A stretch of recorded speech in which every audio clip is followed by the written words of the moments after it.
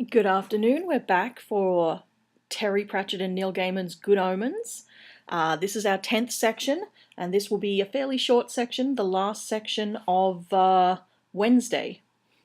Okay, are we ready to go? Let's read. Aziraphale, like many Soho merchants who specialised in hard-to-find books for the discerning connoisseur, had a back room, and what was in there was far more esoteric than anything normally found inside a shrink-wrapped bag for the customer who knows what he wants. He was particularly proud of his books of prophecy, first editions usually, and every one was signed. He got Richard Nixon, footnote, not the former President of the United States, but the 16th century half-wit, and Martha the Gypsy, and Ignatius Sibilla, and old Otwell Binns. Nostradamus had signed to mine old friend Aziraphale with best wishes.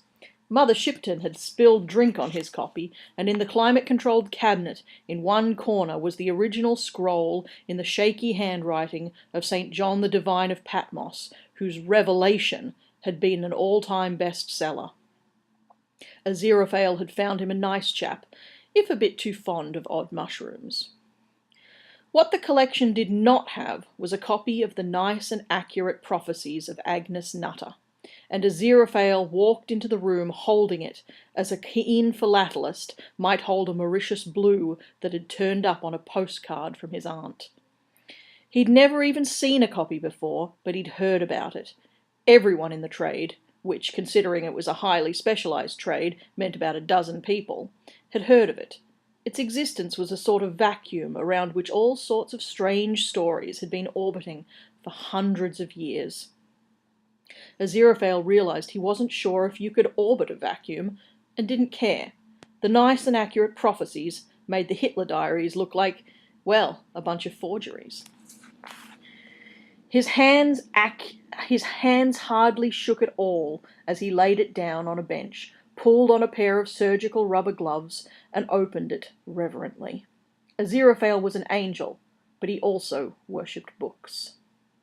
The title said, The Nice and Accurate Prophecies of Agnes Nutter, in slightly smaller type, being a certain and precise history from the present day unto the endings of this world, in slightly larger type, containing therein many diverse wonders and precepts for the wise, in a different type, more complete than ever yet before published, in smaller type, but in capitals, concerning the strange times ahead, in slightly desperate italics, and events of a wonderful nature, and in larger type once more, reminiscent of Nostradamus at his best, Ursula Shipton. The prophecies were numbered, and there were more than 4,000 of them. Steady, steady, Aziraphale muttered to himself. He went to the little kitchenette and made himself some coca and took some deep breaths. Then he came back and read a prophecy at random.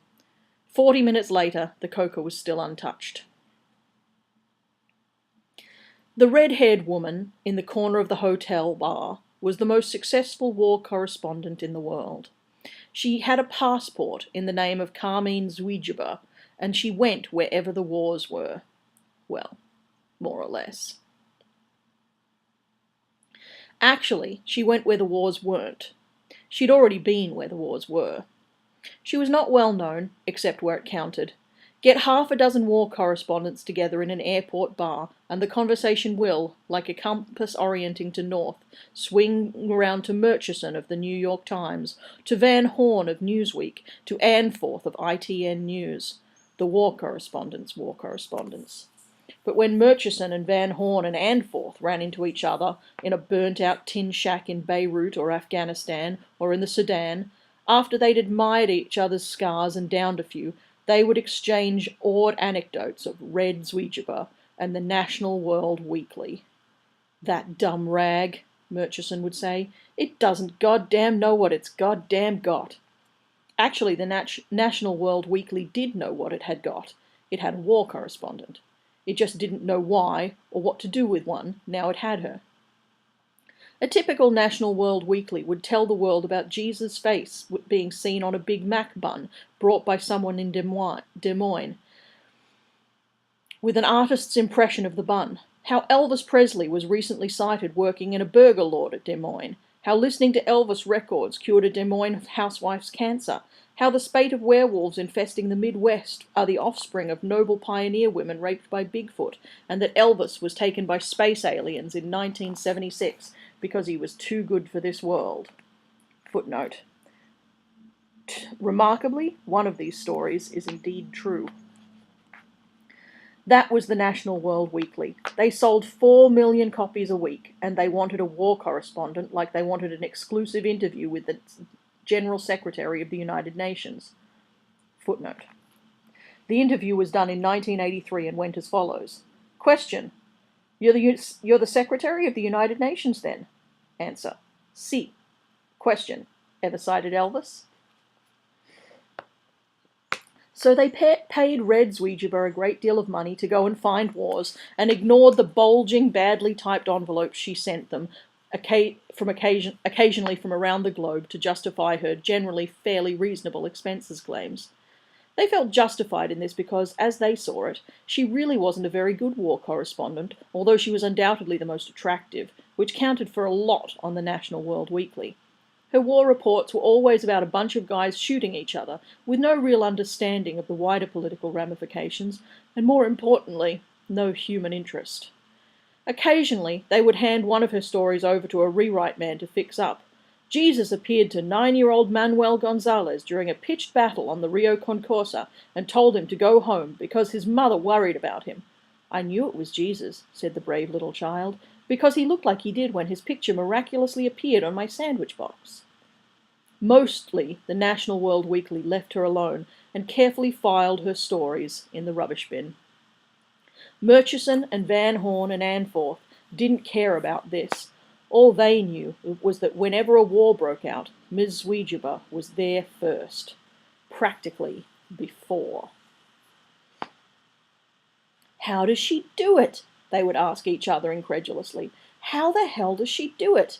And their eyes would meet and silently say, if she was a car, she'd be made by Ferrari. She's the kind of woman you'd expect to see the beautiful consort to the corrupt generalissimo of a collapsing third world country, and she hangs around with guys like us.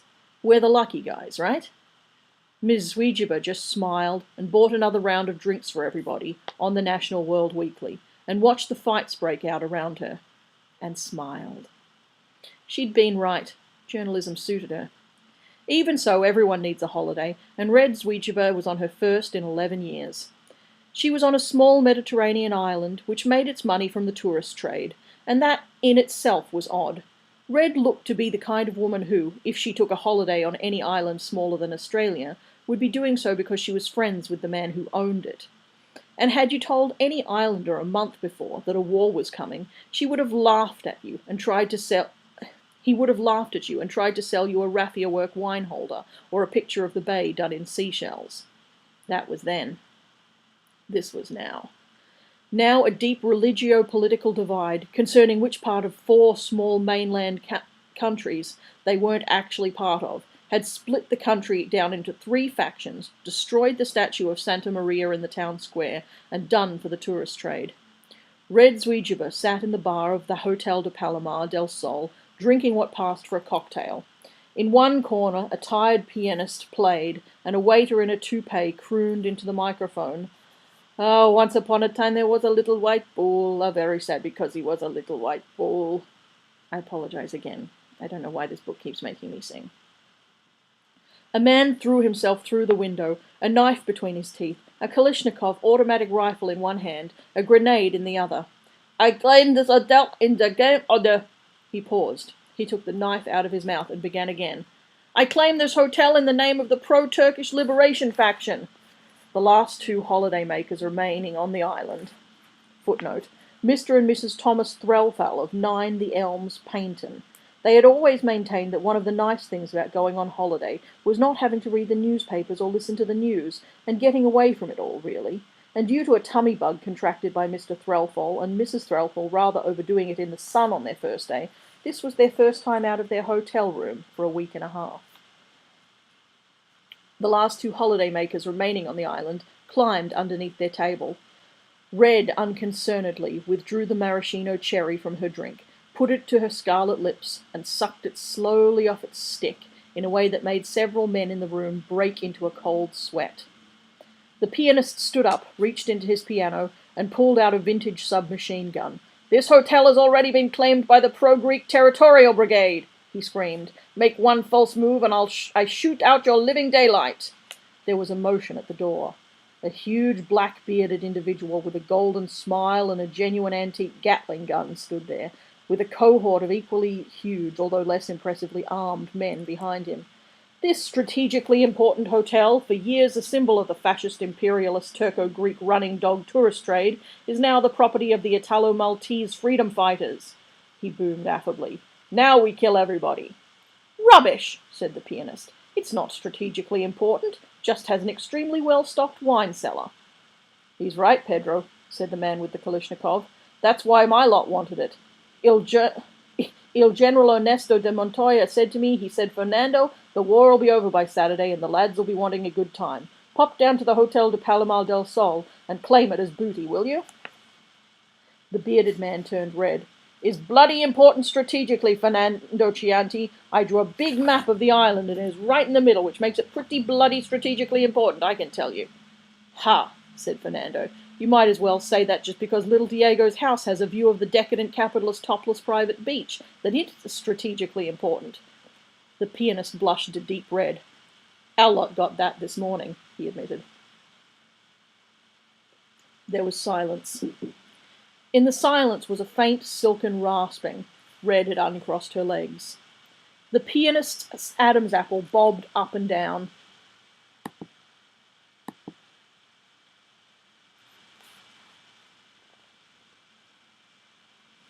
"Well, it's pretty strategically important," he managed, trying to ignore the woman on the bar stool. "I mean, if someone landed a submarine on it, you'd want to be somewhere you could see it all." Silence. "Well, it's a lot more strategically important than this hotel anyway," he finished. Pedro coughed ominously.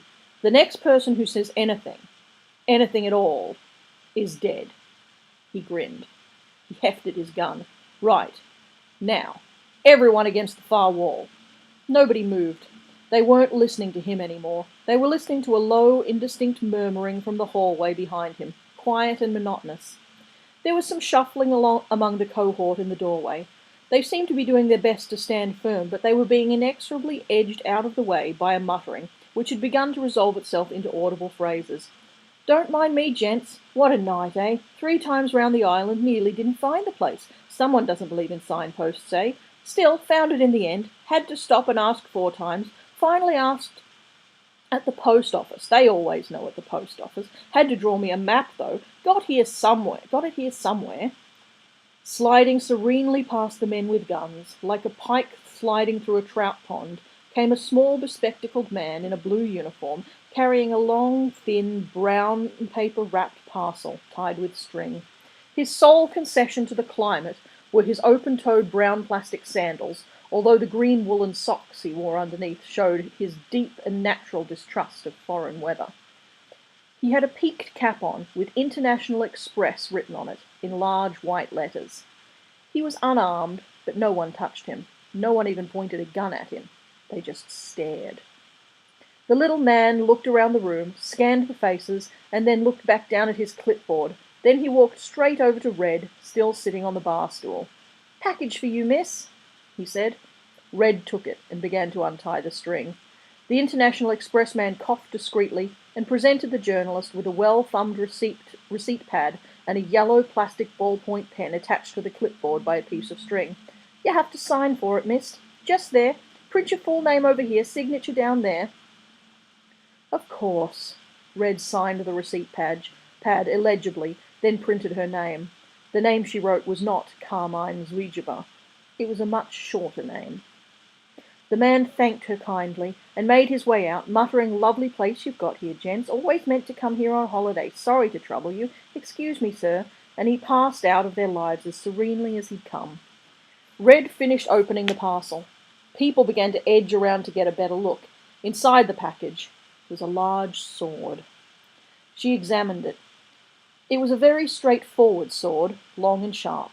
It looked both old and unused, and it had nothing ornamental or impressive about it. This was no magical sword, no mystic weapon of power and might. It was very obviously a sword created to slice, chop, cut, preferably kill, but failing that, irreparably maim a very large number of people indeed. It had an indefinable aura of hatred and menace. Red clasped the hilt in her exquisitely manicured right hand and held it up to eye level. The blade glinted. "All right," she said, stepping down from the stool. "Finally!" She finished her drink, hefted the sword over one shoulder, and looked around at the puzzled factions who now encircled her completely. Sorry to run out on you chaps," she said. "Would love to stay and get to know you better." The men in the room suddenly realized that they didn't want to know her better. She was beautiful, but she was beautiful in the way a forest fire was beautiful, something to be admired from a distance, not up close. And she held her sword, and she smiled like a knife. There were a number of guns in that room, and slowly, tremblingly, they were focused on her chest, and her back, and head. They encircled her completely. "Don't move," croaked Pedro. Everybody else nodded. Red shrugged. She began to walk forward. Every finger on every trigger tightened, almost of its own accord. Lead and the smell of cordite filled the air. Red's cocktail glass smashed in her hand. The room's remaining mirrors exploded in lethal shards. Part of the ceiling fell down. And then it was over. Carmine Zuijibo turned and stared at the bodies surrounding her, as if she hadn't the faintest idea of how they came to be there. She licked a spatter of blood, someone else's, from the back of her hand with a scarlet cat-like tongue. Then she smiled. And she walked out of the bar, her heels clicking on the tiles like the tapping of distant hammers. The two holiday-makers climbed out from under the table and surveyed the carnage. "This wouldn't have happened if we'd gone to Torremolinos like we usually do," said one to the other plaintively. "Foreigners," sighed the other. "They're just not like us, Patricia." "That settles it then. Next year we're going to Brighton," said Mrs. Threlfall, completely missing the significance of what had just happened. It meant there wouldn't be any next year. It rather lowered the odds of there being any next week to speak of. And that's it for now. See you again, hopefully, very soon.